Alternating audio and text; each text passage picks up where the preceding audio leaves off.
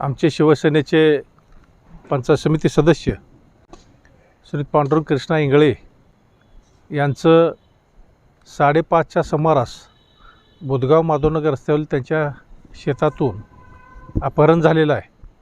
उद्या पंचायत समितीची निवडणूक आहे आणि उपसभापतीसाठी त्यांचा अर्ज आम्ही भरणार होतो. सगळ्याच लोकांचा त्यांना पाठिंबा होता, परंतु कुठल्या तरी विरोधी पक्षानं जाणीवपूर्वक हे काम केलेलं आहे. खरं म्हणजे पराभव समोर दिसायला लागल्यानंतर शेवटी शिवसेनेचे आमचे 2 सदस्य निवडून आले आहेत, त्याच्यावरतीच हा सभापती उपसभापती ठरणार होता.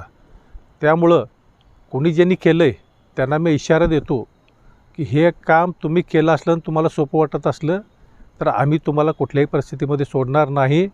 आम्ही आमच्या मुख्य नेत्यांना त्या ठिकाणी एकनाथ शिंदे साहेबांच्या कानावरती हा विषय घातलेला आहे. तसेच पालकमंत्र्यांच्यासुद्धा कानावर घातलेला आहे. पोलिसांच्यामध्ये तक्रार दिलेला आहे.